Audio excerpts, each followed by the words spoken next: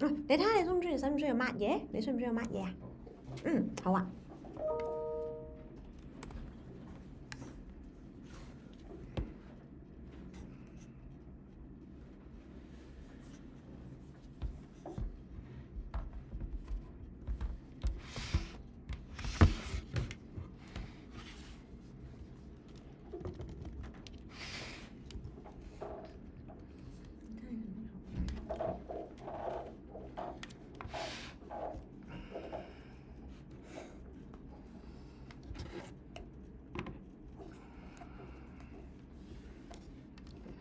好，咁我哋就開始咯喎。OK， 好。咁before that 啦，其實之前有冇上過呢一類型嘅 orientation program 啊？冇。知唔知其實攞嚟上或者上嚟係做咩嘅？知唔知？今日俾人呃咗上嚟喎。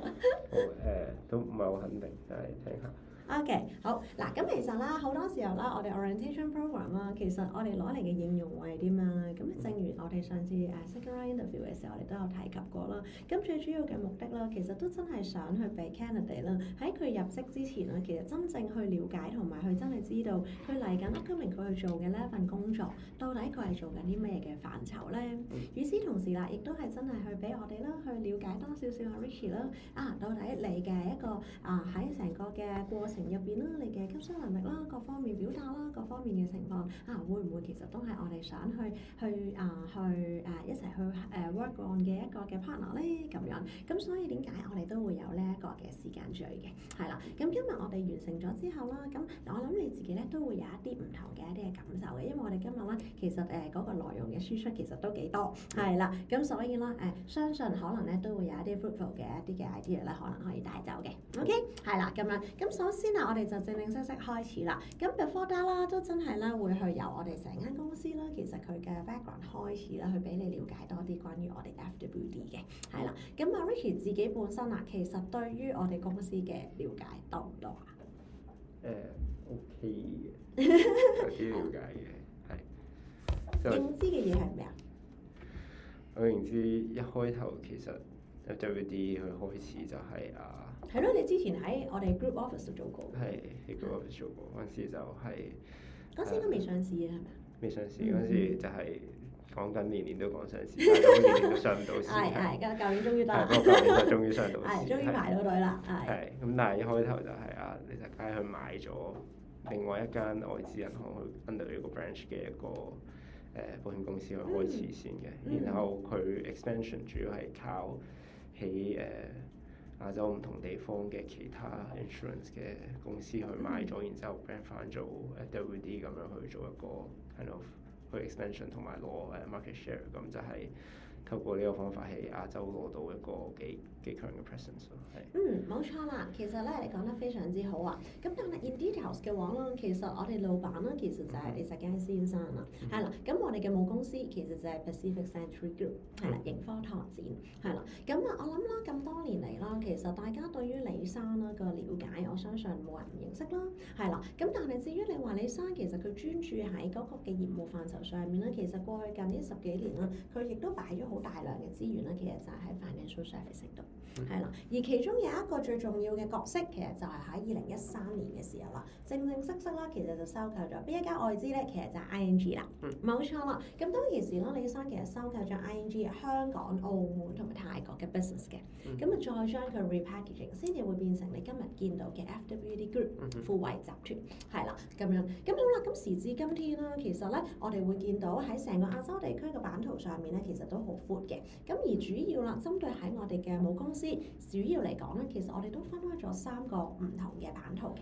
咁針對咗嘅會有 financial servicing， 咁我哋會見到嘅就係有我哋 FWD 啦，咁亦都會有嘅就係專注去做 general insurance 嘅 BOTA 啦，同埋第3啦，亦都會有我哋嘅姊妹公司就係 PrimeBridge 呢間 fund house， 係啦。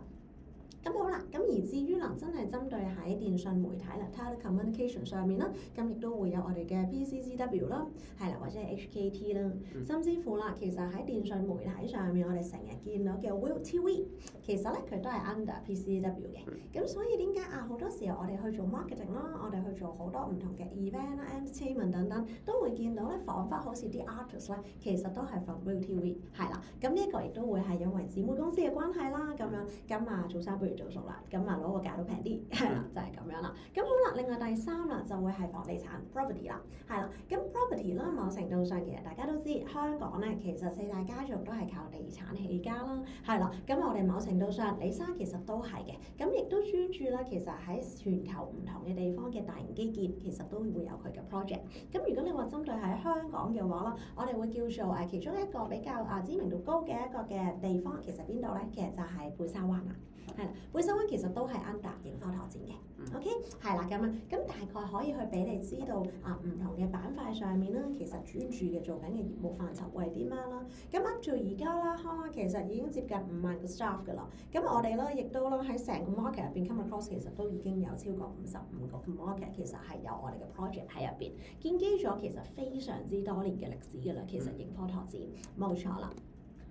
咁而至於針對喺成個富慧集團上面啊，咁 up to 而家啦，其實我哋係有10個嘅 market 嘅喺成個亞洲嘅地區。咁而我哋個 base 喺邊咧？其實我哋就係香港，係啦。咁我哋 headquarter 其實都係喺香港啦，咁就係喺隔離太古城啦，係啦咁樣。咁調翻轉頭啦，我哋亦都係一間港資嘅保險公司嚟嘅，係啦，港資嘅保險公司。咁估下啦，香港大概佔據咗成個富慧上面生意額，大概知唔知佔咗幾多？有冇印象？冇咩印象，但係可能估可能大概20-30%。唔知啦，其實香港咧某程度上亦都係我哋叫做最主打嘅一個嘅 city 啦。咁所以咧，亦都因為其實佢亦都係一間港資嘅公司嚟嘅。咁所以咧，其實香港咧佔據成個富慧集團咧佔據嘅生意額咧係接近70%。接近70%，係啦。咁當中咧，我哋會講多少少點解啦？因為始終啦，其實如果我哋真係針對喺成個嘅板塊上面，我哋會見到咯，無論係喺泰國啦、菲律賓啦、Indonesia 等啦，相對地嚟講，其實佢哋嘅 GDP 其實冇香港咁高。係啦，咁亦都同埋乎你會見到嘅嘢會係咩啦？我哋建基於香港，但係我哋而家啦，其實我哋都打開緊晒係 MCV 嘅 market，即係中國內地嘅板塊。係啦，咁亦都有賴住啦，兩地嘅一個嘅關係嘅緊密度同埋嗰個地區嘅優勢等等啦。咁所以點解亦都帶動到嘅，就係有好多譬如國內佢哋有呢一方面嘅需求性嘅時候，其實佢哋都會落嚟香港嚟到去做一啲境外嘅投資。係啦，咁樣。咁當然啦，其他唔同嘅地區，包括咗嘅可能係日本啦、馬來西亞等等啦，亦都係我哋買咗翻嚟之後，我哋而家仍然都仲係喺一個 expansion 嘅一個階段啦。咁所以我哋亦都需要嘅咧，就係一個時間上慢慢啦嚟到去將佢變成咗喺唔同嘅地區底下咧，都能夠咧係可以再繼續擴大我哋嘅 turnover 嘅，係啦。咁而至於啦，喺而家啦，我哋會見到，正如我哋當初所講啦，其實香港啦、泰國同埋香港、澳門同埋泰國，其實咧亦都會係我哋最主要一開始嘅時候開拓嘅 city 啦。咁所以咧，其實就係喺2013年嘅時候咧就正式 launch 咗。咁但係咧，你會見到啦，慢慢喺唔同嘅時間段上面咧，我哋亦都做咗唔同嘅 M&A，係啦。咁甚至乎其實淨係喺香港嚟到去計咧，我哋都做咗啦，喺大概6-7年前左右，亦都做咗一個大型嘅一個 M&A。咁其實做咗邊一間咧？其實就係 MetLife 啦。係啦，咁 MetLife 其實而家咧，亦都係 under 我哋 FWD 嘅，係啦。咁 MetLife 啦嘅前身其實係 MetLife，首先有冇聽過先？可能後生啲啊，未必聽過啦。MetLife 啦，其實中文名係大都會人壽，可能你嘅父母咧其實都會再聽到，因為佢嘅前身係咩咧？就係 New York Life 啦。冇錯啦，咁所以其實都係一間歷史悠久嘅保險公司嚟嘅，係啦咁樣。咁所以啦，調翻轉頭，其實啦，而家啦，對於我哋香港為例啦，點解喺過去10零年嘅時間，你會見到個 pace 好快？其實已經係成為咗4大嘅保險公司。咁除咗喺我哋當中嗰個業務嘅 sector 上面，我哋比較係 comprehensive 咯，同時間亦都係嘅，就真係喺唔同嘅地區底下，其實老闆做咗好多唔同類型嘅 expansion 嘅，係啦咁樣。咁好啦，咁亦都學你話齋啦，正式我哋咯，亦都喺上年嘅時間正式咧，我哋就 IPO 上市啦。咁正式我哋 IPO 100、200主板上市，係啦。咁時至今天啦，咁你會見到喺香港嘅保險公司上市嘅喺股票市場上市嘅咧，咁亦都真係4間，咁就係我哋4大嘅保險公司啦。OK。好啦，咁正你亦都會見到呢一張相嘅，呢一張相其實喺邊度影嘅嚟嘅咧？就係喺我哋另一棟嘅 building 啦。咁呢一度你會見到我哋 FWD Tower 咯，係啦。咁亦都同時間我哋咧喺九龍區，亦都會有我哋嘅 Business Centre 嘅。咁喺邊一度咧？正其實就係喺北京道1號啦。係啦，尖沙咀冇錯。咁點解我哋會選喺嗰度咧？咁其實隔離咧，如果有印象嘅話，有冇人隔離？其實就係1881啊，海港城有冇印象？海港城對面。係啦，嗰個位置，咁嗰個位置其實以前就係水軍嘅一個嘅基地啦，我哋會叫做係啦。咁而家咧，其實嗰個嘅遺址其實咧就已經係變成咗，其實就係長實嘅，係啦。咁所以咧，其實就係哥哥租咗俾細佬，係啦，哥哥租咗俾細佬啦，冇錯啦。咁細佬咁其實當然啦，就會食住呢一個嘅優勢啦，咁就打造嘅就係一站式嘅一個嘅酒店，以及咧就係一個嘅購物中心嘅一個嘅地方啦，係啦咁樣。咁所以咧，譬如經過嘅話，你會見到每年啦，其實一啲大型嘅 event、大型嘅節日，例如可能聖誕節啦，例如可能係新年啦，咁呢啲都會係中國傳統入邊比較大嘅節日啦，或者係香港比較專注嘅一啲嘅節日啦。咁你都會見到嗰度咧，其實係好大型嘅一個嘅規模嘅 decoration 啦，等等啦，係啦。咁呢一個其實咧，如果 in details 咧入過去食飯或者各方面咧，都會留意到嘅嘢就係咩？其實嗰度咧已經係命名咗，亦都係屬於我哋 FWD 旗下嘅，係啦，冇錯。咁所以你會見到咧，其實寫住係 FWD 1881。冇錯啦，咁亦都係方便咗嘅就係咩咧？我哋再隔離，其實 exactly 就係北京道1號啦。咁就係我哋嘅 main office，我哋都會喺嗰邊。咁嗰邊主要嚟講咧，其實都會係 business centre 為主。咁即係話變句，我哋好多時候，譬如我哋去搞 client event 啦，我哋去搞 client seminar 啦，甚至乎啦，真係我哋唔同類型嘅客人落到嚟香港，或者真係上到嚟啦，可能我哋需要去做一啲 client meeting 嘅時候，咁好多時其實我哋都會係喺嗰度嘅。咁比較容易記嘅，其實因為 UBS 其實都係喺嗰邊，不過 UBS 咧就係喺23樓，咁我哋喺26樓。咁呢張相 exactly 其實就係喺我哋出邊嗰個嘅 podium 上面咧，其實影嘅一張相，係啦咁樣。咁正啦，其實你會見到啱啱對住嘅咧就係灣仔嗰個景啦，咁會展啦，跟住你會見到我哋呢個牌啦，係啦，就係我哋呢個招牌啦，淨係呢個招牌你知唔知幾錢啊？估下嗱，隔離就係香港特別行政區政府落嘅廣告。咁我哋喺佢隔離，你覺得呢淨係呢個招牌3粒字嘅啫，知唔知落咗幾錢啊？你覺得值幾多錢喺維港上空呢個位置？可能1年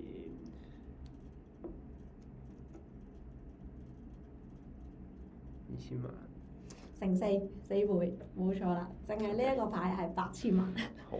冇錯，所以咧其實淨係呢一個嘅廣告啦，我哋講緊真係淨係得一個牌啫。好多客人咧甚至乎會問：喂，你呢8000萬其實包唔包下面呢棟 building？ 唔包，其實下面呢棟就可以更加帶出嘅嘢。香港啲嘢其實真係寸金尺土啦，當個地方其實都係非常之昂貴嘅，係啦。咁甚至乎啦，其實我哋好多時候啦，我哋點樣嚟到去同客人之間有更加濃厚嘅 engagement 咧？咁我哋嗱呢一個就係我哋北京道1號嘅我哋嘅 business centre 啦，係啦。咁譬如深烤之後啦，其實咧都會有時間嘅話啦，我哋都會安排你啦。其實都可以，你係住港島嗰邊，係啦。咁但係我哋好多時我哋都會喺嗰邊，我都會想帶你去做 site visit 嘅，係啦。咁樣譬如咧，即係可能因為今個禮拜嘅時間都比較 pack，可能下個禮拜係啦，睇下會唔會有時間。因為我陣間我就要過去做 video shooting 啦，我要拍片啊，今日係啦，晏少少。咁所以晏少少嘅時間點解 Tony 就會去 take over，係啦咁樣。咁所以我哋嘅陣間都係要過去，因為唔同嘅時段又要去出一站式嘅一啲嘅宣傳片等等嗰啲，咁所以我晏少少我就要過翻去嗰邊，係啦咁樣，係啦，咁所以下個禮拜一睇如果有時間嘅話咧，我同你一齊喺嗰邊，我哋有2層嘅，咁亦都會想俾你去 taste 下，其實成個嘅真係作為如果 as per 係一個客人嘅體驗上面，佢由佢真係喺下面開始搭 lift 上到嚟我哋嘅 business centre 完成咗佢需要去做嘅 process 之後，再喺隔離食飯甚至乎夜晚黑其實亦都可以住埋一晚，咁呢個其實就係而家啦，點解我哋可以去做到一站式嘅 servicing， 甚至乎我哋都拎上到嘅就係佢成個嘅地理優勢。如果你有印象嘅話，成條廣東道咧，除咗係購物之外啦，即係購物係其中一環重要嘅元素啦。另一邊又會係咩咧？其實就喺廣東道頭咧，就係全部大部分嘅外資銀行都係喺嗰邊。冇錯啦，咁所以基本上啦，其實一條廣東道一條街，基本上就已經係可以應對到我哋好多客人其實真係 visit 落嚟香港，唔同嘅外資，甚至乎係國內嘅資金真係搬咗落嚟嘅時候，我哋點樣幫佢哋可以去做到一站式嘅 servicing 咧？咁基本上都會㗎，甚至乎咧，其實匯豐 Premier 啦，長期係喺我哋呢一度開咗個 counter 嘅，我哋開咗 counter 俾佢，係啦，咁樣咁就更加令到客人咧唔使要再行嚟行去啦，咁直接了當其實就係、譬如咧你真係想喺呢一度咧，去幫佢處理埋嘅就係開 bank account。譬如咧 Okay. 如果你之前咧有做過 internship 或者之前咧做開 individuals 嘅一啲high net worth 嘅客人嘅話，你都知道其實香港咧而家咧去開一啲我哋叫做嘅 bank account 咧，其實嗰個嘅受嘅監管嘅嗰個制度其實越嚟越收緊，因為 AML 嘅 issues 係啦，咁所以點解啊？調翻轉好多客人反而佢哋會面對緊呢一個問題。我連一個最基本，我唔係冇錢啊，但係調翻轉就係因為你太多錢，所以點解針對喺個 source of wealth 同埋喺個 source of fund，其實都有一個幾大嘅一個嘅掣肘位喺呢一度。咁而我哋就係特登喺呢一個位置，我哋亦都同匯豐即刻去做咗一啲嘅唔同嘅一啲嘅對應 partnership 等等。咁所以點解亦都某程度上方便咗客人？其實真係嚟到呢度嘅時候，佢起碼都唔需要再擔心，其實佢嘅錢到底要點樣去處理咧？係啦，咁樣。咁當然啦，呢一度就係唔同嘅房間，唔同嘅即係一啲相片啦，可以俾你去睇到我哋成個嘅 business center。今日你見到嘅畫面 exactly 其實就係客人會 experience 到嘅一個畫面啦，係啦，咁樣。咁我哋而家呢度亦都會係我哋去做嘅 client seminar 啦，係啦。咁我哋好多時候咧，其實咧我哋都會去做唔同類型主題嘅 seminar 嘅，包括咗可能會咩啦？有時候我哋會邀請我哋唔同嘅一啲嘅 fund house。係啦，咁亦都會過嚟啦，嚟到去幫我哋去講解一下唔同類型嘅一個 market 上面嘅 market insight，係啦，咁但係當然啦，唔會淨係聽寫隻，永遠都係㗎啦，你自己做開你都會知，每一隻分析都一定有佢自己個人嘅立場，所以咧係有 bias 嘅，係有 bias 嘅。咁 that's why 點解我哋亦都會 invite 唔同類型嘅 fund man 其實過嚟啦，亦都會去同我哋啦去做唔同嘅 market share 嘅，係啦。咁除此之外啦，亦都有嘅會係乜？譬如 last day 可能去 to client seminar 嘅，咁我哋啦亦都會去同唔同嘅一啲嘅醫院啦，甚至乎中大啦，或者我哋講緊嘅深圳啦等等唔同地方嘅一啲嘅醫院，其實咧佢哋都會過嚟啦，嚟到去幫我哋同客人咧嚟到去做一啲 health 嘅 seminar 嘅。譬如而家啦，最新嘅技術，我哋講緊嘅真係針對係 cancer 上面啦。咁如果有留意新聞嘅話咧，其實佢爸爸即係我哋老闆個爸爸係啦，咁就係李嘉誠先生啦。咁李嘉誠先生咧，其實咧佢係耗資咗非常之大嘅一個資金，其實就係去買入咧針對就係 cancer 治療嘅嗰部機，係啦，冇錯，有留意呢個新聞，冇錯，冇錯啦。咁所以其實呢一個咧，亦都會係我哋相關嘅一啲嘅 relative 啦。其實咧，佢哋亦都有落嚟去同我哋啦嚟到去做翻一個相應嘅一個 sharing 啦。當然亦都會有嘅就係我哋嘅客戶群啦，某啲 high net worth 嘅客人，其實佢哋亦都係可以係喺優先上面有呢個嘅 priority pass 啦。咁亦都係可以去處理到就係 what if 如果真係 diagnose 咗呢一啲不幸嘅一個嘅 disease 嘅話，咁我哋都可以啦嚟到去幫佢可以去 arrange 咯，就係去用一個最新嘅科技點樣嚟到去可以去做一啲嘅 treatment 等等咧，係啦咁樣。咁呢個就係我哋頭先所講嘅 House 181啦，係啦。咁呢個就係其實 exactly 一個選址就係喺佢隔離嘅啫。咁行過隔離就已經有㗎啦。咁入邊咧其實亦都會有唔同嘅一個嘅分區啦。咁我哋會有食飯嘅地方，我哋會有做嘢嘅地方，我哋都會有我哋酒吧等等。呢個就係以前水軍嗰個下面嘅嗰個地牢嗰個位置，係啦。咁就將佢再裝修咗咯，咁所以變成而家你會見到嘅 bar 嚟嘅，咁都幾多人去嘅其實係啦，咁樣有時我哋都會 happy hour 咁樣，咁而去到真係成個嘅 FWD group 啦，咁去到而家啦，10個嘅 market 啦，其實我哋咧已經係去到大概啦，會係4000萬嘅一個嘅 client base 咯，咁我哋亦都係有32個唔同嘅 bank channel。係啦，咁主要嚟到去計啦，其實亦都係香港嘅話啦，其實我哋主要嘅 partnership 嘅 banking channel 咧，其實我哋都係同調翻轉，我哋會係同中資銀行比較多嘅 connections 嘅，係啦。咁例如我哋成日會認知嘅可能係CCB。即係建行啦，係啦，甚至乎 ICBC 係啦，等等。咁呢一類型咧，其實咧都會係我哋嘅 partnership 嚟嘅，係啦。咁甚至乎啦，其實啦，我哋喺呢一邊咧，我哋都會見到，我哋喺成個嘅 market 入邊咧，而家啦我哋喺成個嘅資產值上面咧，我哋已經係去到600億美金㗎啦，係已經係去到600億美金。今日咧都會想大概啦，我哋下晝嘅時間都會 cover 多少少。好多人啦，其實都會想知到底呢600億美金買緊啲乜嘢，甚至乎投資緊啲乜嘢。OK，係啦，咁調翻轉，我哋其實咧亦都會咧去講翻俾大家知，其實好多時大家對於呢件事好模糊，甚至乎我當舉個例子，今天我哋其實唔會知道，譬如 let's say 今日我擺嚿錢落嚟，我當舉例我係 AIA，或者我擺嚿錢落嚟係 Manulife，你知唔知其實佢攞緊佢哋嘅錢買緊啲乜嘢？好似好神秘嘅。我往往我淨係靠個咩啦？我好似靠個信字咯。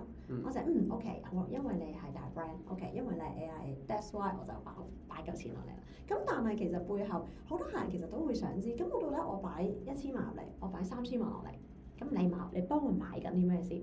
我都會想知噶嘛。咁所以呢一個亦都會係我哋打破咗個傳統，我哋係暫時嚟講亦都係全個香港入邊啦，我哋係唯一一間係會主動地去 disclose 我哋成個資產值入邊到底買緊啲乜嘢嘅 portfolio。係啦，相對地嚟講，亦都係希望去俾投資者有一個好大嘅信心，讓佢會去知道到底今日佢而家呢刻佢買緊嘅事情，到底佢投資緊嘅會係咩類型嘅公司。OK， 咁好啦，除咗我哋嘅除咗我哋嘅主要嘅股東 Pacific Century Group 之外啦，咁其實我哋亦都會有嘅就係其他唔同類型嘅股東啦。咁包括咗嘅就係加拿大政府同埋啦，我哋叫做調翻轉頭嘅就係我哋新加坡等等，其實都會有就係我哋嘅股東網絡嘅。咁包括咗啦，咁譬如唔逐個講太多，咁但係可能講一啲嘅重點啦，例如會係咩嘅？例如我哋講緊嘅 Apollo 啦，其實世界知名嘅一個嘅資產管理公司，咁其實咧佢除咗係我哋嘅股東，同時間亦都係我哋嘅 strategic partner， 針對嘅咧就係去管理我哋嘅資產值嘅。OK， 咁所以佢唔止淨係 investor 嚟嘅。係啦，我哋大部分嘅股東咧，其實咧都係除咗係股東之外，亦都係我哋嘅 investor， 亦都係我哋嘅 partnership 嘅合作伙伴嚟嘅。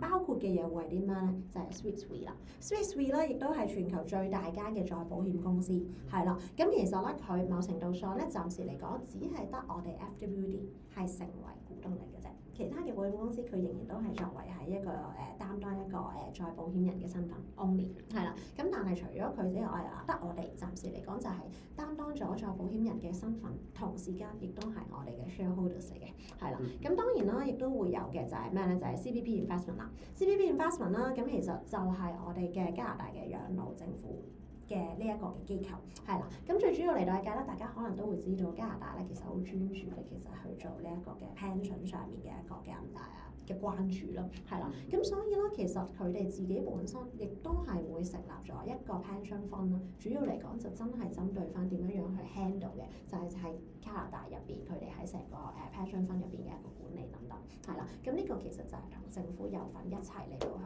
合資經營嘅一間公司，係啦。咁其實佢哋亦都係我哋嘅股東之一嚟嘅。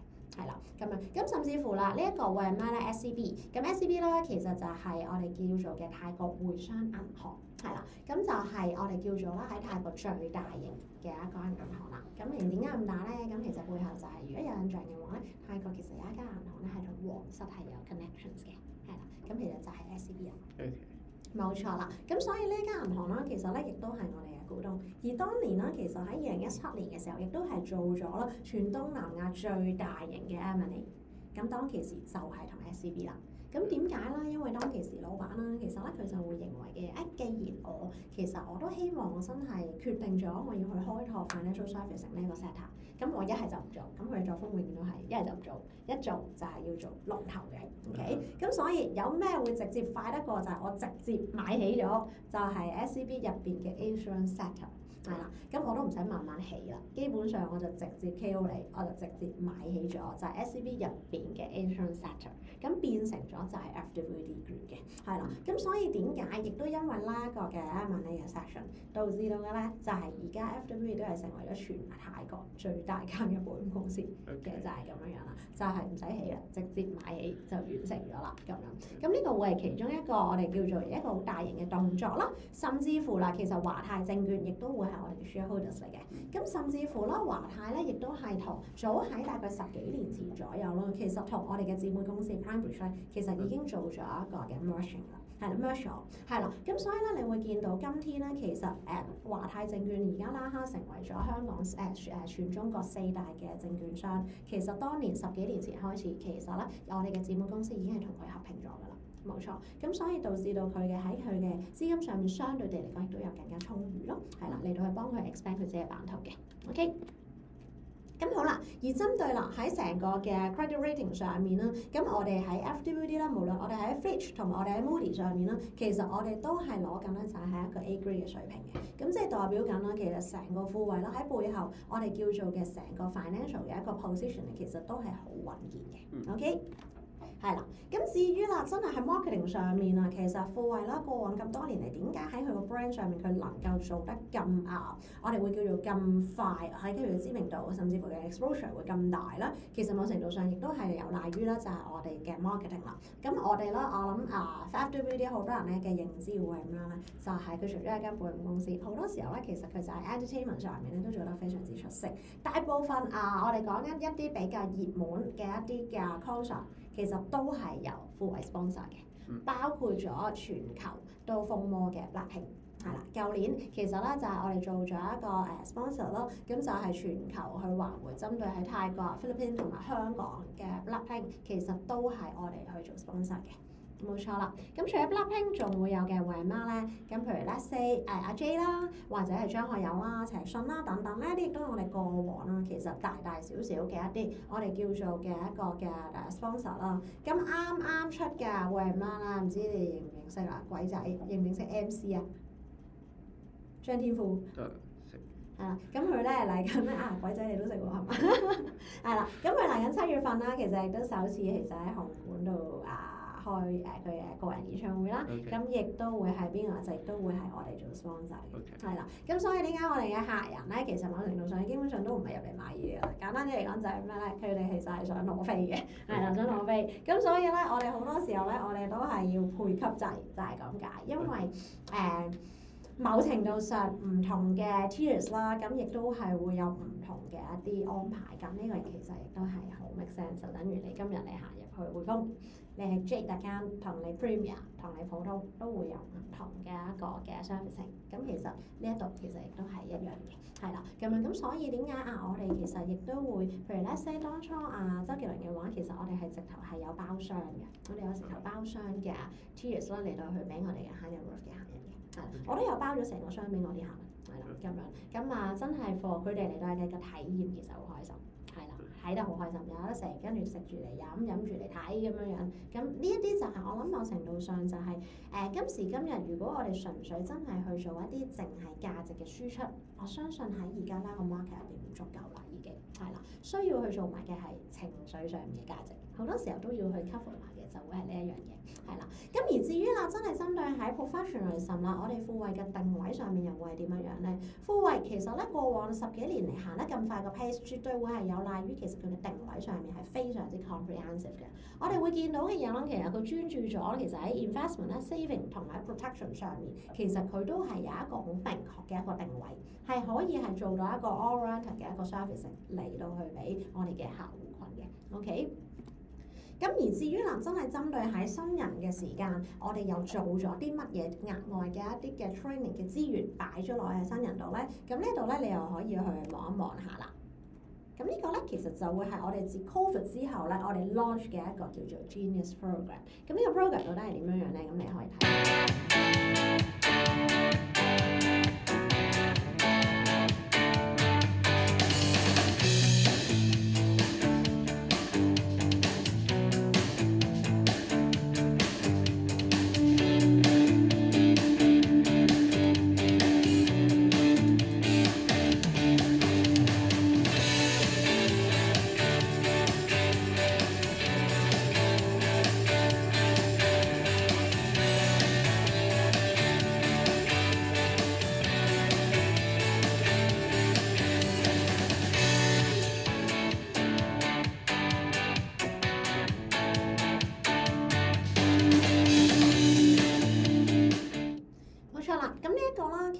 亦都會係我哋喺 COVID 之後開始正式 launch 嘅，係啦。咁點解我哋會有呢一個嘅會有呢一個 Genius 嘅誕生啦？咁其實當其時咧就係我哋成班嘅 director，我哋都會去諗啦。咁因為COVID 呢一件事其實對於我諗全球其實都有一個好大嘅影響啦。當其時嘅 COVID 你應該未畢業係咪？你嗰陣係咪仲喺？未啊，啱啱入。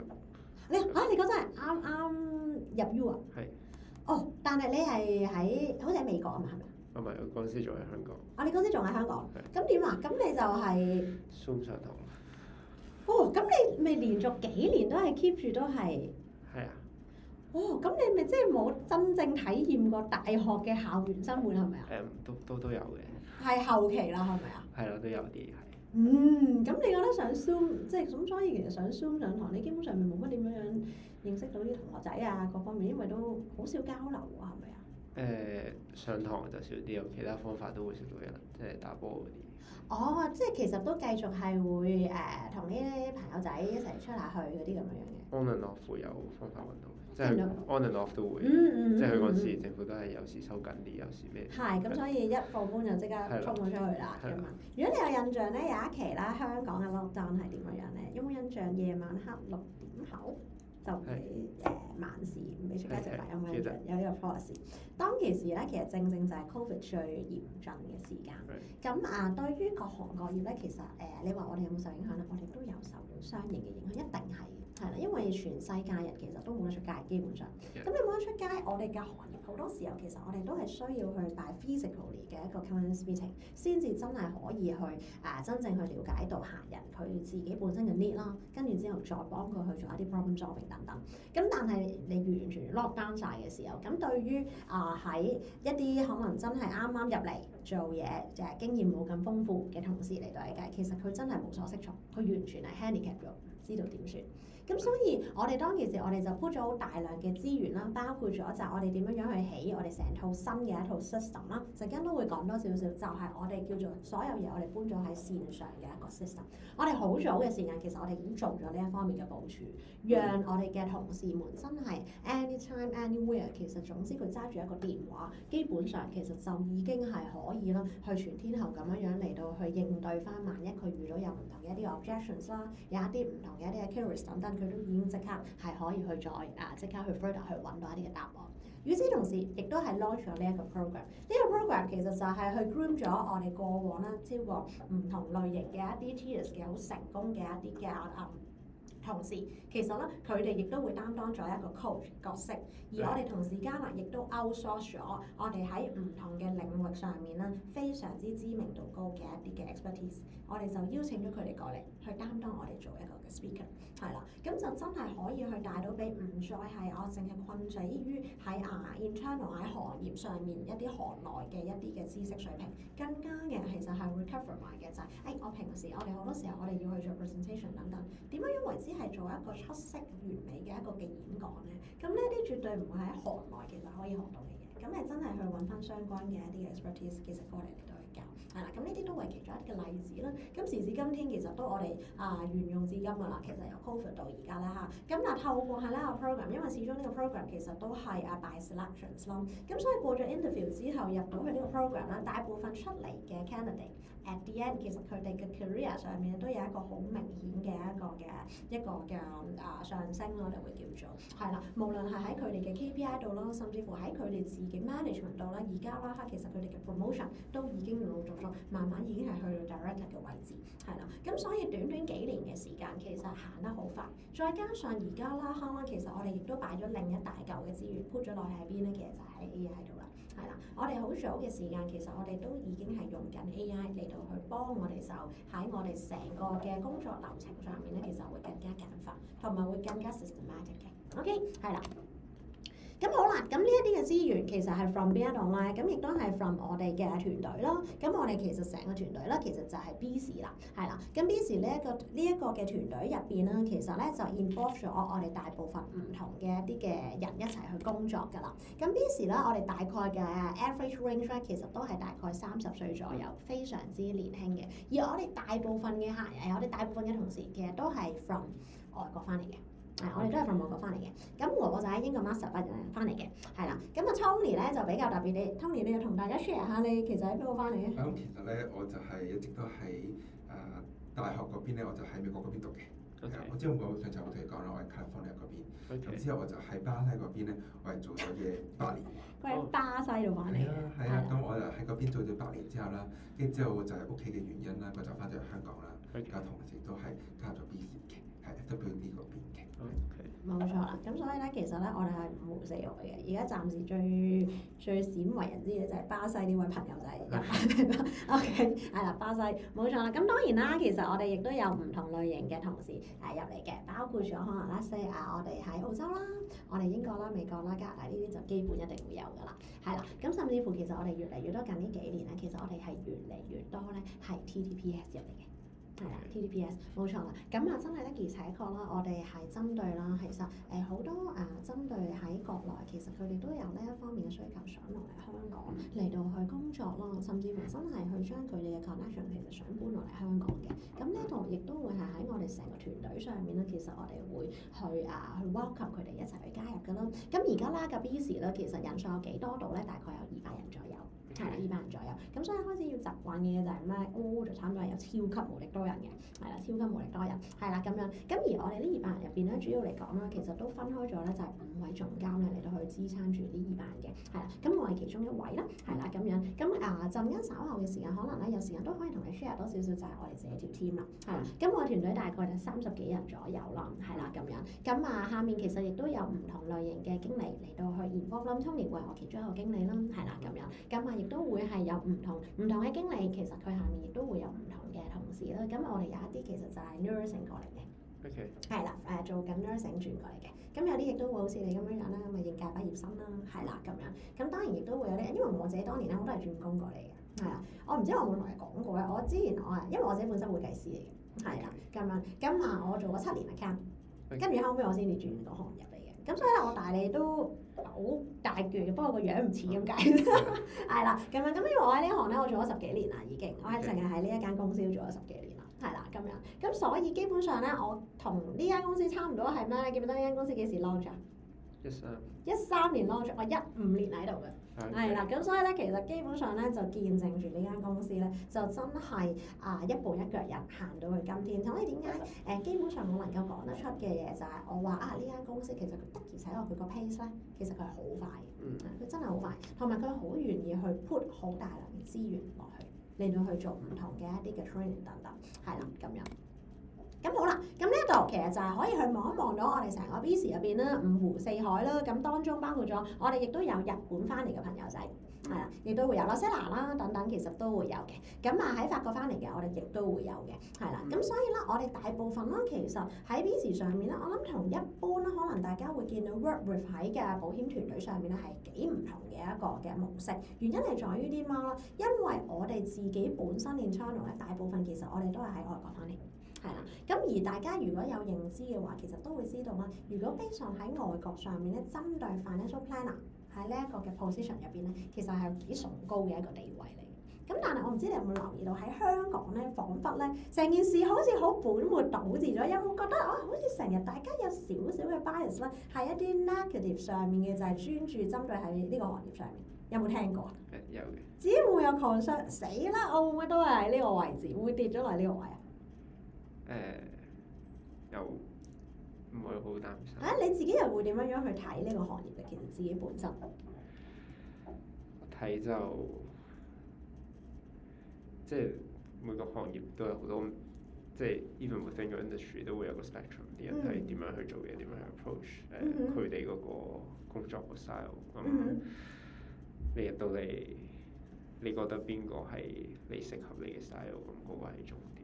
咁至於你點樣定位你自己嗰個 spectrum 都係你自己決定。OK， 係啦。咁其實啦，我哋自己本身調翻轉頭咧，我哋個 positioning 咧，我哋調翻轉，我哋就真係去將成套喺外國，因為我哋最 core 嘅呢一班，其實就係都係我哋外國翻嚟，我就英國。咁另外我同我一齊好多年嘅，其實佢哋咧都係喺澳洲翻嚟，或者有啲係喺 UCLA 翻嚟嘅。係啦，咁樣，咁所以大部分其實都係 from 唔同嘅外國嘅一啲嘅 culture， 但係大家不約而同地咧，佢哋帶翻嚟嘅 concept 其實都係一樣。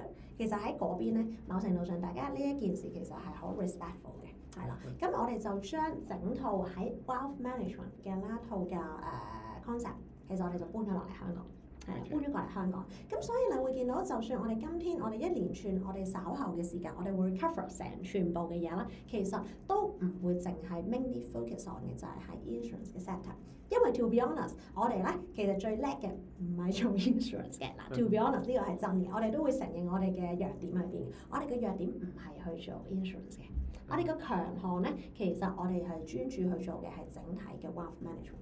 真係去講緊由 access 嘅 accumulation 開始，因為我哋當初咧，其實我哋係靠做投資起家，冇錯啦。咁所以喺唔同嘅 funds 啦，甚至乎我哋係點樣嚟到去做唔同嘅 equity 上面嘅 portfolio 嘅 management 等等，我哋係靠呢一啲嘢起家嘅。咁所以我哋的而且確，我哋做喺做一個嘅 protection 上面咧，我哋未係最強項嘅一環，呢個係真嘅，係啦。咁但係你話針對喺整體上面，我哋點樣嚟到去做 compa， 我哋點樣嚟到去做 access 嘅 management 等等，反而呢個會係我哋嘅強項嚟嘅。OK， 係啦，咁亦都 apply to 咯。而家拉克喺香港啦，其實面對越嚟越多嘅一啲嘅困局，擺唔同嘅主題，例如好多人可能其實而家拉克，我哋再過多10年，香港即將會面對嘅一個好大嘅困局會係啲咩咧？其實就係每3個就有一個，其實就係銀髮族啦，即係 age 65 or above， 係啦，變成咗就係 aging 嘅問題，其實係越嚟越龐大。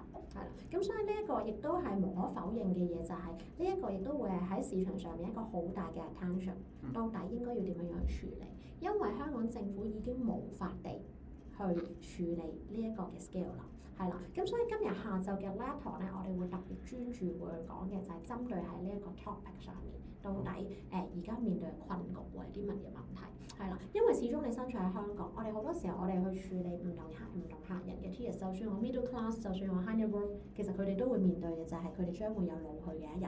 而當佢哋進入咗呢一個 aging 嘅問題嘅時候，佢哋衍生出嚟嘅 problem 會係點樣咧？咁我哋今日晏晝嘅時間咧 ，Tony 會同你再探討多少少嘅。OK， 係啦。咁好啦，與此同時啦，其實啦，呢一個亦都會係啦，我哋過往啦 under 喺成個 BC 嘅 system 上面啦，其實我哋嘅 career path 上面嘅一個擺位，你會見到啦，大部分嘅同事啦，其實呢一個會係我哋 first tier 嘅 promotion， 一路咁上啊。First tier、second tier、third tier 一路咁排落去嘅，咁我哋會見到嘅，其實咧淨係單喺24、25年嘅時間啦，我哋咧喺我哋嘅 first tier 同埋 second tier 嘅 promotion 啦，我哋加埋嘅時，我哋已經咧其實係有10幾個 percent 係啦嘅 promotion， 咁所以基本上嚟到去計啦，其實我哋 under 喺呢一個嘅階梯呢一個嘅階梯底下啦，其實我哋都會 expect 嘅嘢就係、當同事能夠可以去 base 上成個 training 上面，我哋真係喺成個嘅 step by step 由 training 去到 junior， 然後去到 senior 嘅話。的而且確就係我哋過往去印證咗嘅，就係我哋希望可以繼續地好似而家咁樣，可以去 promote 更加多嘅 senior grade 嘅同事，真係可以行到落去就係去做唔同類型嘅 management 上面嘅一個嘅幫忙啦。OK， 係啦，咁呢個亦都會係其中一個 career path 咯，係啦。咁而至於啦，針對我哋喺 senior grade 嘅同事啦，頭先我哋有睇到咯，其實就係喺我哋 junior 啦嘅新人嘅同事，我哋仲有啲乜嘢嘅 support。咁而針對喺 senior grade 嘅同事，我哋又做咗啲咩類型嘅 support 咧？咁呢一個其實咧，亦都係全行啦，暫時嚟講咧係得我哋嘅，就係、是、我哋 partner 咗咧，其實就係 INSEAD 啦。咁 INSEAD 係世界1級嘅商學院嚟嘅。係啦，咁啊，even though 佢係比起Stanford 啦、Oxford 等等咧，係再排行更高。咁啱啱喺過去呢2年咧，已經係全球 number 1嘅學府。係啦，咁慶幸地啦，咁其實無論係我啦，或者係我哋老闆啦 Charleston 啦，亦都有唔同嘅我嘅戰友啦，我嘅 buddies 啦，當初我哋唔同嘅 director 等等，咁我哋咧其實亦都慶幸地咧，就係俾公司選中咗，就係成為咗香港區嘅代表，咁就會一齊過咗去。當年咧，其實就過咗去法國 INSEAD 呢一度咧，其實就係去進修，係啦，就係進修，係啦。咁我哋啦，其實集團希望嘅嘢就係 in total 可以 groom 到100位嘅 leaders。come across from 唔同嘅一個嘅地區，因為富運其實某程度上都有唔同嘅地區發展，咁所以香港會係其中一個重點，係啦，馬來西亞啦、泰國啦、印尼啦等等，其實咧都係有唔同嘅一啲嘅 top leaders 等等，咁就一齊 group 咗過去，拜每一 batch。咁我當年咧我就係第2 batch， 我第1 batch 係咩咧？就係我老闆啦，當然一定係，係啦。咁我老闆，咁我就係第2 batch， 咁就過咗去啦，嚟到去做嘅就係呢一個 INSEAD 嘅一個嘅 leadership 嘅一個嘅 development 啦。咁希望嘅嘢會係咩咧？就係希望過完之後咧，希望能夠去做到3年嘅時間去做到5倍嘅 growth 嘅，係啦。咁慶幸啦，其實咧就當年我過咗去啦 up to 而家咧嚇咧，咁咧都做到呢一個KPI 嘅成績啦。咁無論係喺團隊啦，甚至乎喺唔同領域上面咧，其實都行到呢一個位置，係啦。咁所以呢一個亦都係 for 翻真係喺 senior grade 嘅同事，其實可以去俾大家去知道，其實公司去 put 咗喺唔同嘅資源喺唔同嘅 tier 上面嘅同事等等，係啦。咁呢一個就係我哋喺 BC 上面啦，我哋過往呢度4個全部都係總監嚟嘅。係啦，咁我哋4個唔同嘅總監啦，就會係喺分佈，就係喺唔同嘅界別上面。其實咧，我哋都陸陸續續其實安排咗，就係去做呢個嘅 INSEAD，其實可以去參與到呢一個嘅一個 program 啦。係啦，咁樣，咁呢個就係我哋老闆啦，咁就係 Charleston， 係啦，咁樣。咁呢度有少少推埋去，呢個咧就係當日我哋 campus 入邊咧就拍嘅一個嘅少少嘅 video 係啦。Welcome to Singapore. Welcome to INSEAD Singapore.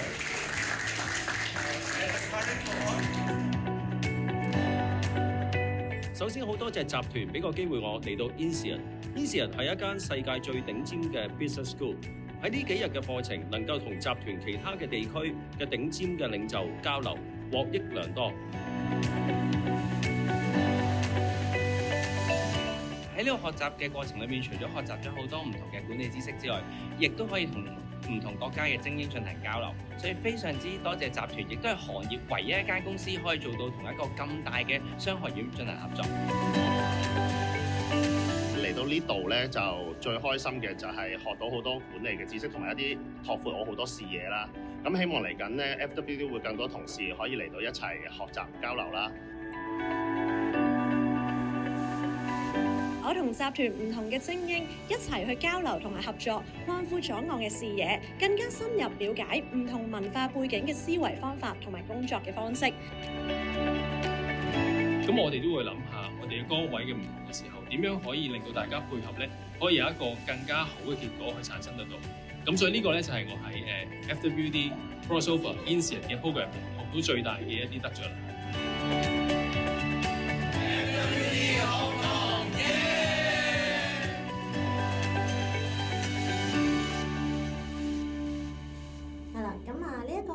之前咧，其實就喺法國咧嗰度第一 batch 咧，其實就影咗啦。咁呢邊咧就其實就係 for 翻就係喺新加坡嘅 campus 入邊 alumni 嘅時候，我哋就拍埋啦咁樣，係啦。咁除咗我哋有呢一個之外啦，咁當然啦，呢度亦都會係就係去睇翻頭先我哋有講過喺唔同 senior grade 嘅同時，我哋就會一步一步咁樣啦嚟到去行到上去，真係喺我哋叫做 promotion 嘅路上面啦，係啦，唔同嘅經理啦、總監啦嘅 promotion 啦，咁其實咧我哋其實一路以嚟都行緊呢一方面嘅。OK， 係啦。咁除此之外啦，我哋更加咧其實係會去擺另一個方向，為咩咧？就係我哋嘅 professionalism 啦。因為專業呢件事咧，我哋 all the time 都會認為唔係自己講嘅，專業係被確認嘅。OK， 但係我哋點樣去透過咩嘅途徑嚟到去被確認你係 professional 咧？咁一定會係透過就係去參加業界一啲唔同類型嘅比賽，從來都唔再關於銷售，從來都唔再關於你點樣跑數或者個根本上就全部 put it away， 從來都淨係去講緊嘅嘢就係你有冇用到一個最專業嘅分析，真真正正去做一個 best financial planner 嘅一個嘅角色 ，OK， 真係去攞緊呢個獎項，係啦，呢一個亦都會係每年一年一度咧，其實係我哋叫做喺業界嘅一個嘅城市啦嘅一個比賽，係啦，咁樣咁就真真正正啦，會去睇翻我哋喺裁判上面啦，其實佢會去交翻一個嘅 proposal 啦，而呢份 proposal 就係去寫翻你客人嘅一個你點樣樣去幫客人嚟到去做一個 financial planning 嘅一個嘅 proposal， 係啦，咁 once 如果你 qualify 入選嘅話，咁然後你就會進入啦，就係 final 嘅一個嘅 interview 嘅位置，咁你就會直接了當即場啦，其實咧去準備翻就係一個大概15至20分鐘嘅一個嘅 presentation， 咁你就要去同唔同界別，因為我哋呢個比賽咧亦都係邀請咗唔同界別嘅一啲嘅譬如係 professor 啦，或者係一啲嘅專業喺嗰個界別上面嘅一個嘅 expertise 咧嚟到去擔當去做 judge 嘅，咁你就要即場啦，其實去同 judge 咧嚟到去 present 你嘅 proposal， 咁從而到最後尾咧就會透過 judge 咧就會去挑選翻到底當其時邊一個就會係我哋叫冠軍啦。OK， 咁你會見到啦，其實喺過往嘅時間咧，你會見到 BC 嘅團隊咧，基本上咧係囊括咗每一年嘅 financial plan 啦，唔係金獎就係銀獎。冇錯啦，咁所以啦，其實喺我哋成件我哋會叫做啦，呢一個亦都會係我哋喺成個 BC 上面嘅一個嘅傳統嘅文化啦。咁希望啊，其實真係可以去將 best financial planning 呢一件事，其實可以一路延續落去，就會係咁樣樣啦。OK， 係啦。咁呢個啦，亦都會係我哋過往咁多年嚟啦，其實我哋 qualifier 唔同嘅同事，除咗去攞金獎啦，咁當然亦都會有啲嘅，會係咩咧？其實亦都會係as per 一個嘅優異獎啦，係啦，等等唔同嘅一個嘅獎項等等。咁呢啲全部都係我哋 BC 嘅同事嚟嘅，係啦。咁你會見到咧，大部分嘅樣咧，其實都係咩？大部分都係好年輕嘅，係啦，全部都。咁好啦，亦都針對嘅會係咩咧？咁除咗我哋真係喺行業上啦，或者我哋真係喺我哋叫做嘅一個比賽啊各方面，咁到底 BC 本身其實有啲乜嘢獨特，或者有啲乜嘢嘅 system 去 support 我哋每一位同事咧？呢一個我哋講緊嘅咧，就係我哋成個嘅配套上面，我哋嘅 system 啦。喺我哋成個 business 嘅 system 上面啦，我哋會包含咗嘅咧就係3個嘅重點定位。包括咗會係喺我哋去做生意上面啦，包括咗我哋去做 training 上面啦，同埋我哋喺 operation 上面。OK， 我哋分開咗3個唔同嘅定位，去 make sure that 我哋嘅同事其實 all the time 都可以得到一個非常之完善嘅一個嘅 support 嘅，係啦。當中包含咗嘅會係啲咩咧？例如好簡單一樣嘢，我哋從來咧，我哋都要知道一樣嘢就係我哋點樣嚟到幫客人嚟到去做 KYC。係啦，KYC 咧其實基本上係其中一環最重要嘅元素，就係你點樣可以去用你最專業嘅角度去了解你嘅客人。OK， 但係何為專業？點樣為止你真正 fully understand 你嘅客人咧？咁其實我哋就係透過我哋喺成個嘅一個嘅 client profile 底下啦，我哋點樣嚟到去進行翻去 screening lead 緊你，點樣嚟到去做一個真正嘅 KYC 嘅過程啦。OK， 係啦，咁包括咗嘅就係我哋需要去透過點樣去教識我哋嘅同事，你去進行一個溝通，同埋真係去揾出客人嘅一個嘅需求性。OK， 從而啦嚟到幫佢去度身訂造翻客人佢需要嘅一個嘅方案。然之後我哋開始就會去幫佢去做嘅就係投資者教育，係啦，去做投資者教育。從而之後啦，當我哋完成咗呢件事之後，我哋亦都會係就係 keep on 嘅，就係 keep on nice 嘅一個嘅 follow up section。冇錯啦，基本上我哋呢一個嘅標準化嘅流程，我哋基本上咧行到時至今天10幾年嚟，其實我哋都係 keep on，都係 follow 緊嘅，就會係呢一個嘅 step by step 啦。係啦，與此同時，我哋啦，其實喺成個 KYC 嘅過程，點解我哋從來啦，我哋去做每一單 deal，點解我哋都可以？第一，我哋可以每一單 deal，我哋都能夠咁順利去完成，甚至乎其實我哋每一單 deal 嘅 size，我哋會越做越大，或者我哋嘅客人好多時候其實佢哋都會再去帶佢哋嘅 referral 過嚟。原因係從來都係來自於我哋成套嘅過程入邊，其實我哋都係 follow 緊一套最 standard 嘅 financial planning 嘅一個 standard。而呢一個就係正正就係點解，亦都係我哋過往嘅時間，我哋以前我哋去 take 咗，其實喺外國嘅時間，其實好多時佢哋都係有一套好既定標準化嘅流程。其實點樣嚟到做一套嘅 SOP， 我哋就將佢引流咗翻嚟落嚟香港，而我哋將呢一套嘢再去修正翻去啱翻香港人嘅口味。從而就可以變成咗我哋呢一套咁 systematic 嘅一套嘅銷售嘅過程，係啦。喺成個過程入邊，我哋首先我哋需要去知道嘅嘢就係客人嘅了解，我哋對客人嘅了解，同事對客人嘅了解，然之後就幫佢去進行分析，然後我哋再去揾出就係佢嘅 pain point， 一定會有從來客人去作出購買。一定背後係有一啲嘅原因，佢想去解決，所以我哋要揾出佢嘅 pain point， 之後開始幫佢去做 planning， 然後再去 offer solution。之後最終 close deal 係啦，跟住我哋就會定期幫佢去做好嘅，就係我哋後續嘅一啲 after service 啦。OK， 成套嘅過程入邊，喺你之後嘅日子，將會每一個細項上面咧，其實都會進行嘅咧，就係一個深入嘅一個嘅 training， 因為每一個 step 其實咧都係一環接一環嘅，每甩咗一步就會影響咗嘅，就係後續嗰步棋點樣去行啦。所以點解我哋亦都係花最多嘅時間，其實針對嘅從來我哋都唔係針對於到底個 product 係點嗰方面嘅，因為我哋會知道 product 其實大部分千篇一律嘅啫，其實唔重要。最重要當初點解客人最終佢會選擇你？佢有咁多間投資銀行你可以去揀，點解最後佢要揀我哋先？最重要嘅原因係因為佢 buy 你呢一個人。係啦，佢 buy 嘅可能當年公司嘅 profit 公司嘅 product 等等重要，但係呢個唔係最 critical 嘅關鍵，去令到佢拍板，去將嗰幾千萬搬入嚟。最重要嘅係佢感受到嘅係前端，我哋幫佢去揾到佢嘅 pain point， 而呢個 pain point 點樣去透過我哋嘅 portfolio， 我哋幫佢去解決到呢一件事，去令到佢嚟緊嘅之後嘅時間可以 minimize 到佢想要嘅風險啦，等等可以盡量減低。冇錯啦，呢一個先係我哋最值錢嘅價值，冇錯。咁當然啦，我哋亦都需要嘅嘢就係去定期嚟到幫客人嚟到去做 review 啦。OK， 咁我哋幫客人去做 review， 好多時候其實我哋都需要去做嘅嘢就真係去了解翻佢現有嘅 policy 等等。我想講而家拉克去做 policy review 唔同以前，點解而家拉克大部分嘅客人其實佢哋都需要去做 policy review， 而更加針對嘅嘢係 policy review 嘅需求性咧，其實係喺幾時開始係一連串咁，但係我哋會叫做幾何級嘅上升。你覺得會？你估下會係幾時？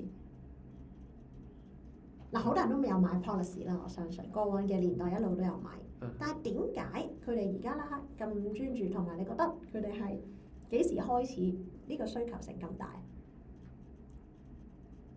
香港過去呢幾年經歷咗啲乜嘢？最 critical 嘅可能會係像移民各樣嗰啲。冇錯啦，移民會係其中一個，但係再 before that 係嘛？係 COVID 啊， OK。係 COVID 啊。喺 COVID 嘅時候最多人做嘅嘢係咩咧？因為 COVID 嘅時間最得閒。點解 COVID 嘅時間最得閒啊？喺屋企。因為落單係啦，因為落單，基本上咧係冇我係冇任何嘅空間可以出去娛樂啦，等等去 hang out 等等，基本上冇咗，係冇咗。咁好啦，即係簡單呢啲人最多時間喺邊啊？喺屋企。咁喺屋企冇嘢做㗎嘛，啱唔啱？喺屋企冇嘢做，同時間亦都關注嘅嘢為咩咧？有冇印象咧？有一個 period 其實咧死亡嘅人數係每日都係雙位數嘅數字，甚至乎有時間係有機會係爆咗係3位數嘅數字。有冇印象？嗰個 period 其實就係正正喺最初期嘅第2階段嘅時間啦，爆得最緊要嘅時間。嗰段期間其實就係好多人會擔心，到底佢自己手頭上揸緊嘅 protection 可唔可以受到 cover？ 好擔心，係啦，好多人都會係，永遠都係㗎。當事情來臨嘅時候，先至會懂得害怕。但係當其時，當我真係 diagnose 咗嘅時候，我係咪真係可以來得及去處理一啲嘢應對咧？可能已經太遲啦。咁所以當其時其實就係經歷緊呢一個嘅時段，而亦都因為呢一個緣故，開始就 pay attention。好多客人咧其實都會有一個嘅 alert，原來我真係要去 review 翻我哋自己手頭上揸住緊嘅 policy。因為呢個亦都係捆綁住咧，當其時國家政府咧，其實亦都係出咗相應嘅一啲嘅政策嘅，係啦。喺2019年嘅時候咧，其實咧政府係剛剛出咗咧，就係一個最新型喺全民，我哋會叫做全個香港，其實我哋都會 support 我哋嘅香港人咧，其實係叫做全民醫保嘅一個階段性，係啦。咁呢個咧其實喺之後有時間可以再同你 share 多少少，因為好多時候而家啦嚇點解喺我哋叫做 financial planning 呢一個嘅行業入邊，其實會變到咁大需求，但係因為受到各界唔同嘅一個嘅 support， 包括咗就係香港政府其實係擺咗好大量嘅資源去 support 呢一個行業，所以亦都解釋就係點解今時今日呢一個行業同過往以前好唔同，已經係大洗牌咗。無論我哋對於係監管上啦，我哋對於我哋 candidate 嘅要求等等，其實都大大地提升咗。原因就係在於因為呢一個係一個嘅互相嘅牽制嚟嘅。當政府擺咗好大量嘅資源擺咗落嚟，但係佢成日都受制於牽制嘅嘢，就係我哋亦都希望要去做出嘅嘢，就係我哋要符合翻政府嘅監管要求，係啦。咁呢個係一個互相牽制。點解會有呢個牽制？其實就係來自於後續，因為香港政府會 aware 到一件事，就係越嚟越多人面對緊呢一個問題。而其實 at the end 點解佢要 put 呢個資源？因為佢自己 handle 唔到。佢就要需要 outsource 出 assign 落去俾我哋嚟到去幫手，一齊要去拯救或者要去解決到嘅就係而家香港面臨嘅呢一個問題，就係人口老化嘅問題。因為當人口老化問題即將會進入嘅嘢就係 legacy 嘅問題，同埋會牽涉到嘅就係 health issues 嘅問題。呢個係一個好大嘅民生嘅問題嚟嘅。咁所以點解佢亦都需要嘅嘢就係喺唔同嘅行業上面，其實都需要去 encourage 緊嘅，就係你會見到嘅就係銀髮經濟，成日都會聽到呢一件事，就係因為無可奈何，我哋已經進入咗呢一個框架，係啦。咁我哋已經改變唔到呢個事實，我哋需要去做嘅就係我哋點樣嚟到去應對同埋去迎接呢一件事啦。OK， 係啦。咁所以啦，真係去配合到呢一個就係我哋喺過往嘅時間點解我哋首次去 launch 咗嘅 system， 而亦都因為呢一套嘅 system， 我哋嘅團隊亦都係暫時嚟講啦，喺我諗其實真係過去咁多年嚟咯，其實我哋喺 Bloomberg 上面，我哋攞咗一個相應嘅獎項，就係因為我哋建立咗呢一套嘅 system。係。咁呢一套係咩咧？呢套就係一套 Sonic system， 就係 starting from COVID 嘅時間，我哋一齊去 launch 出嚟嘅。咁呢個為啲咩咧？呢一個就係我哋將所有嘅 training system systematic 咗，係啦，亦都係達成咗一個嘅一致性。點樣樣咧？我哋將佢變成咗就係一個 digital channel。係啦 ，digital 咗佢，我哋將大部分我哋過往成功能夠做到嘅一個嘅 closing 嘅 deal， 每一個唔同嘅 age range 啦，唔同嘅 topic 啦，唔同嘅 product 啦，甚至乎每一個 step， 頭先我哋會見到一個 closing deal， 其實我哋會經歷好多唔同嘅過程，我哋就將每一個過程，我哋都變成咗係一個可以學習嘅一個小型嘅一個嘅 mini training， 我哋就將佢變成咗 break it down as 就係每一個唔同嘅 section。咁然後我哋就將佢擺晒上去嚟到去做嘅，就係一個當係一個 training 嘅一個嘅 system。而呢一件事上面邊個去做咧？就係我哋過往全部我哋 senior grade 嘅同事，大家一齊嚟到去做 recording。係啦，當其時未係咁普及化嘅嘢，會係咩咧？就係 social media。而家呢一刻大家會見到 social media 上面好多人拍片，好多你諗翻起幾年前，其實係未有。即係對於我哋嚟講咧，大家對住個鏡頭講嘢咧係好 handicap 嘅，即係我係會攬炒輕機咁樣樣。其實就係咩？有條友咁其實就動咗喺度，跟住我就要好似正常人咁樣。我哋覺得係好痛苦嘅呢一件事，好大鑊嘅。你慣唔慣望住個鏡頭拍片講嘢㗎？OK 嘅。你係自己有拍開 Will？ 唔係，純粹係有時我哋，因為我哋好似做 presentation 好多嘅，都係變咗我哋要自己對咗鏡。你係負責做講嘢嘅嗰個嚟㗎，主要係咪㗎？有時會，即係冇得揀嘅有時係，即係學校嗰啲去變咗。即係一路輪流 assign 落去嘅。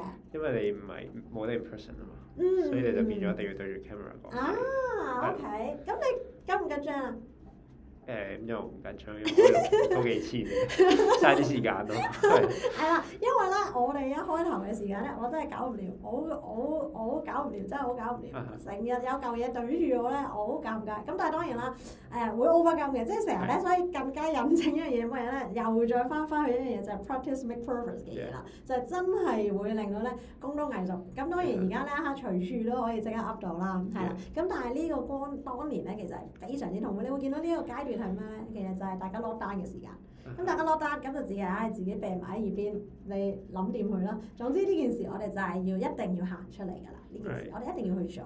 咁所以我哋就經歷咗呢個過程，引申到嘅嘢就係我哋會有唔同嘅一啲所有嘅一啲嘅 sales kit 啦。而 sales kit 背後我哋都會解釋晒所有嘅 logic。點解我哋會有呢一版？呢一版其實要帶出嘅 meaning 係啲乜嘢？你需要去帶俾客人嘅 education 會係啲乜嘢？點解我哋需要去同客人之間要有呢一個嘅 education？我哋希望嘅嘢就係我哋能夠要確保嘅嘢就係一致性嘅 synchronize 到，因為客人過往從來都冇喺香港入邊咯，或者大膽啲咁講，香港過往從來冇人教過咩叫理財。過往咁多年嚟，都係靠嘅係咩咧？係靠佢哋自己嘅社會經驗，靠佢哋嘅原生家庭，但係從來冇一套 standard，亦都冇人去話俾佢知。細個我哋讀書冇人去教過，咁所以對於佢哋嘅 mindset 嚟到嚟計，可能係會帶上有不一樣嘅認知。咁而我哋某程度上，我哋受過晒所有嘅一個嘅 theory 嚟到去 conceptualize 嘅嘢，我哋點樣能夠去將呢一套我哋都可以 educate 翻俾我哋嘅客人咧？咁呢一個就係去達到嗰個一致性，去令到佢將來佢真正佢會知道原來真正嘅 planning， 原來我哋要考慮嘅嘢係咁多喎。咁所以點解我哋喺前期嘅階段，我哋都會擺好大量嘅時間去教識我哋嘅同事，讓我哋嘅同事都可以教識佢嘅客人。係啦，冇錯。咁所以呢個亦都為其中一啲嘅 slides 啦，包括咗嘅就係我哋最典型會去嘅一個 theory 啦，咁就係一個 financial pyramid 啦，係啦咁樣。咁稍後嘅時間其實會逐個去講，呢度只係其中嘅一部分。喺我哋成套嘅 system 入邊咧，你要有定個心理準備，不過應該 OK 啦，你慣咗 Zoom 㗎嘛，即係你慣咗，係啦。我哋大部分嘅嘢咧，而家因為已經變成咗係線上，係啦，咁所以咧，我哋大部分嘅嘢咧，其實都已經係一個，因為我哋有我哋自己嘅 app 嘅。係啦，咁樣，咁只要你開咗個 app，基本上 login 翻入去，咁可以開定個 Sonic app 俾Richard 去睇下，我哋嘅 Sonic app 喺呢度，電話幫佢望下，咁其實就係點樣嚟到去 support 翻我哋嘅同事唔同嘅一個嘅領域咧，唔同嘅主題等等，係啦，咁呢啲其實就係嗱，咁呢個就係我哋嘅 Sonic app 啦，咁咧我哋公司係今年啦，就係自己 launch 嘅，咁咧你會見到咧入邊咧有好多唔同嘅資訊啦，佢係每日都會更新嘅，而同一時間咧亦都會見到我哋咧有嗰個嘅資料庫啦，就係我哋睇下呢度。咁呢度咧，亦都係我哋咧，就係每一個唔同嘅 training 啦，去教個同事啦，點樣可以去，例如嗰個喺唔同上邊嘅 product 啦，例如呢個係 policy review 啦，啱啱Christy 講到啦，我哋有唔同嘅course 啦，去教批同事嘅，而呢啲所有嘅 video 啦，咁其實嘅都係我哋senior 嘅同事咧，佢哋去整嘅，係啦，咁呢個係成個 app 咧，都係我哋個 team 啦，去整咗呢個 app 出嚟嘅，而咁呢個 app 咧就叫做 Sonic。冇錯啦，咁呢一個啦會係我哋 regular training， 因為其實我哋逢禮拜三我哋都會有我哋嘅 regular training 嘅。咁 regular training 啦，其實每一個禮拜啦，可能我哋 go through 嘅 topic 其實都唔一樣，因為我哋都係跟住個 market 去走，係啦。咁但係每一個 quarter 必定會有嘅嘢為咩咧？就係 market 上面嘅 update。而邊個嚟到去做 update 咧？就係因為我哋其中有一位同事咧，其實佢係我哋嘅博士嚟嘅。即係佢真係 PhD 嘅嗰個 PhD，係啦，佢真係博士嚟嘅，咁佢係經濟學嘅 doctor 嚟嘅，係啦，咁佢就會幫手嚟到去幫我哋啦，嚟到去處理嘅，就係我哋嘅 market 上面嘅 update。咁係真係由宏觀經濟開始去講起，咁變相啦，令到我哋嘅同事們咧，其實佢都會有一個嘅認知，真係對於喺而家最 update 嘅 market 嘅 insight 上面，其實會係點？因為冇辦法，好多時候我哋去做我哋嘅 wealth management，一定離不開嘅就係必定會去講宏觀經濟。你嘅客人都一定係會同你留意嘅，就係宏觀經濟，一定會去留意成個市況到底發生緊啲咩事，淨係單我哋講緊一個4月份。其實都係淨係去講個 market 都已經立亂啦。其實，更何況而家啦嚇 AI 嘅誕生係啦，我哋講緊而家啦嚇，從來都唔係講緊錢係最唔知唔知錢已經唔係大家最搶嘅嘢，而家係講緊水同埋電。冇錯，因為掟咗嚿嘢上去啦，已經咁下一步開始要去諗嘅就係點樣去研發後續嘅嘢。咁呢兩嚿嘢係最值錢，已經唔再係錢啦，已經。咁你諗下成件事嗰個世界唔同咗啊！我哋會話成個世界唔同咗，好多我哋點樣去做嘅一啲嘅應對啦、部署，甚至乎投資，其實都已經唔一樣咗。我哋會認知，甚至乎可能你嘅客人其實都會認知。所以對於佢哋嚟到係計，我哋點樣能夠去真係去把握到成個嘅經濟氣候，其實係好重要嘅一個元素。冇錯啦。咁所以呢一個就會係我哋獨家有嘅一個嘅 system， 就係我哋嘅 Sonic system 啦，係啦。而呢一個亦都正正就係頭先我哋所講 show 到有一個 physical 啱啱望到嘅一個嘅 slide 嘅界面啦，係啦咁樣。咁入邊咧其實亦都 cover 晒唔同類型嘅一個嘅 topic 等等啦，擺唔同嘅主題等等嘅，係啦咁樣。咁好啦，咁行到嚟講咗咁耐啦，咁到底其實真係要入嚟呢一度工作嘅話，其實我哋要點樣嚟到去？我哋要點樣嚟到去 fulfill 唔同類型嘅監管要求，我哋先至可以行到入嚟咧。咁其實啦，你會見到呢個係最 fundamental 嘅監管要求。我哋會分開咗幾個唔同嘅 tiers 嘅。Level 1我哋講緊嘅嘢會係咩咧？就係 fulfill 3個唔同嘅監管機構嘅要求，當中包括咗嘅就係有 IRQE 啦、Hong Kong SI 啦同埋 MPFA 係啦。咁呢3個隸屬唔同嘅機構咧，其實係隸屬緊唔同嘅 business 嘅範疇。唔同嘅 business 嘅 elements 嘅基本，我哋一定會有嘅係咩咧？就係、是、我哋喺成個嘅 IRQE 喺保監上面，我哋需要去 fulfill 佢嘅要求。係啦，第二個我哋都需要 fulfill 嘅就係證監嘅要求，同埋第三就係 pension 嘅要求。係啦，因為香港咧針對呢3樣嘢係分開咗3個獨立嘅機構嚟到去處理嘅，咁所以我哋就要 fulfill 翻佢哋嗰個嘅監管要求啦。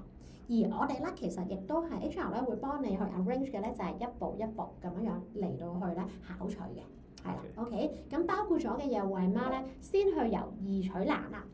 嗱，永遠咧我哋都會翻去望翻，我唔係好有印象你係咪你係讀咩 major 出身啊？我 undergrad 有 financial engineering，然之後 operations research，但係我唔肯定佢會唔會。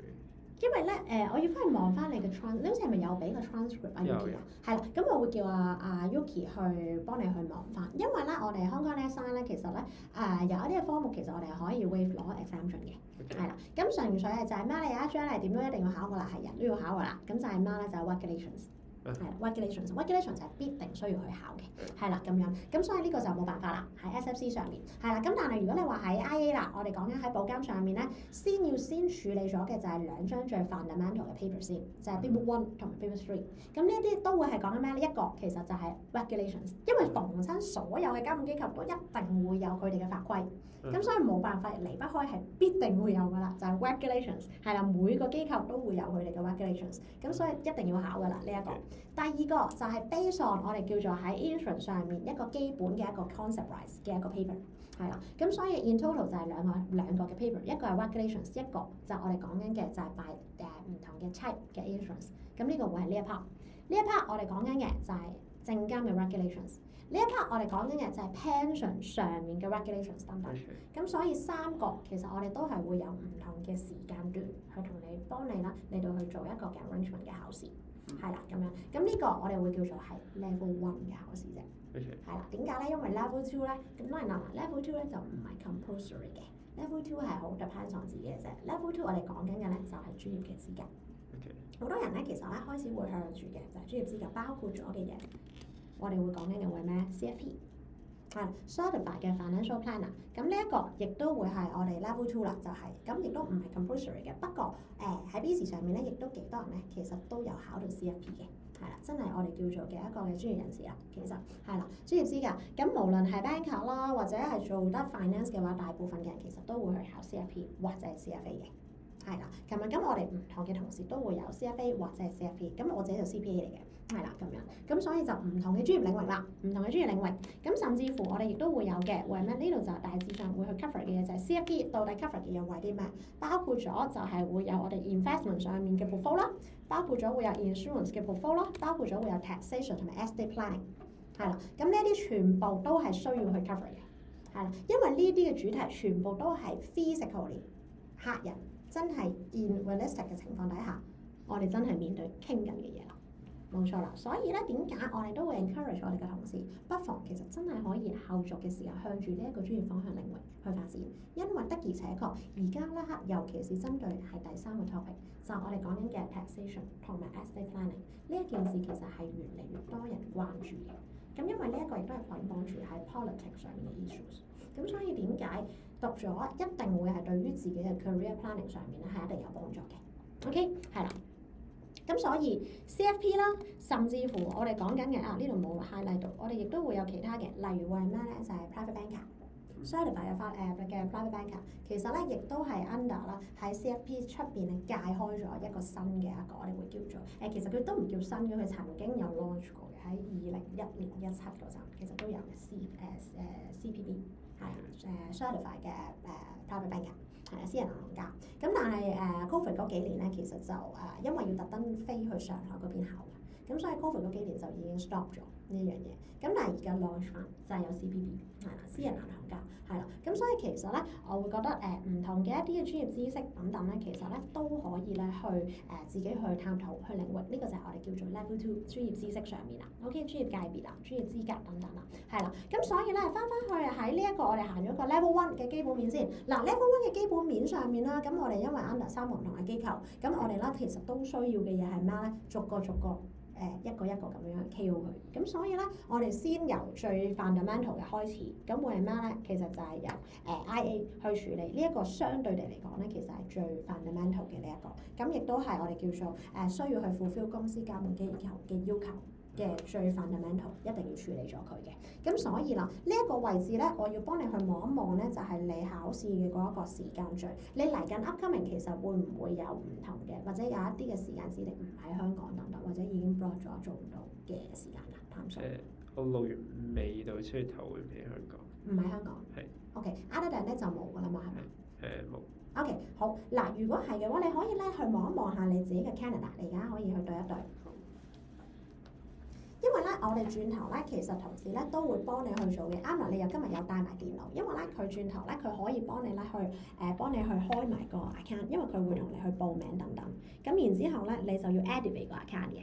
OK。係啦，咁譬如 let's say 啦，我哋咧今日會睇到，因為咧佢咧個時間咧，因為而家進入咗旺季，咁所以咧我哋就要去搶位啊，簡單啲嚟講，要搶就係嗰啲考試嘅時間。咁6月第一個 week。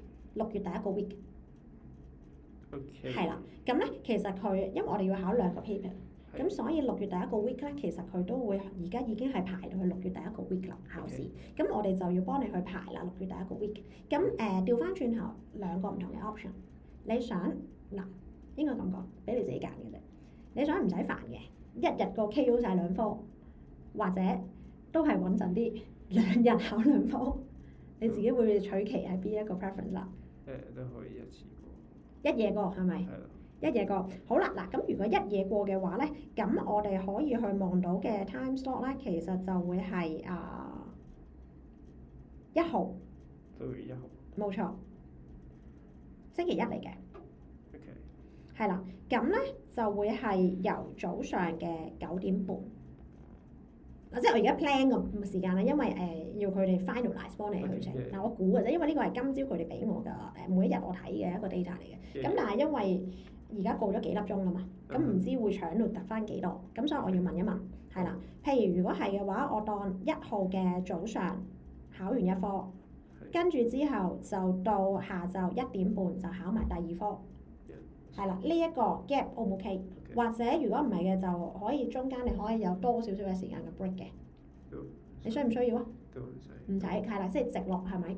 係啦，直落就會舒服啲嘅，即係唔使等咁耐係啦。咁如果係嘅話，我先幫你 lock 咗呢一個 time slot 先咯，係啦。咁我轉頭我會叫阿 Yuki 幫你去搞係啦，因為而家我哋咧啱啱好就係去到進入就係 take 個 break 嘅時間，因為我哋之後咧就會進入第二個 session 係啦。咁我就趁喺呢一個階段性，你就使乜去洗手間嗰啲啊？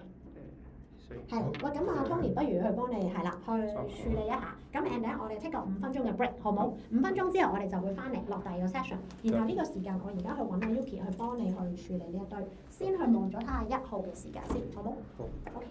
咁同埋 by the way，我想問咧，譬如 let's say 如果咧係去睇你去嘅 study materials 咧，你想係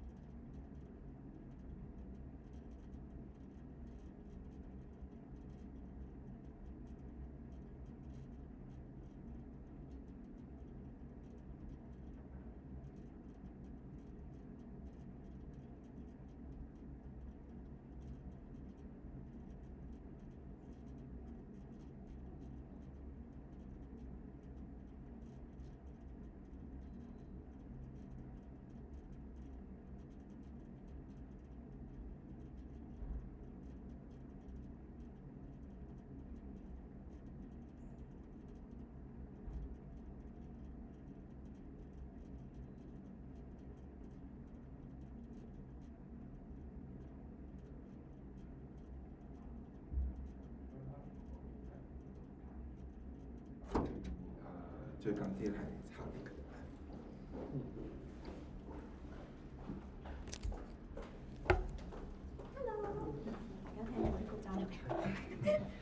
係我咧搞掂有嗰個 time slot，咁我叫咗阿 Yuki 咧，你而家望一望嗰個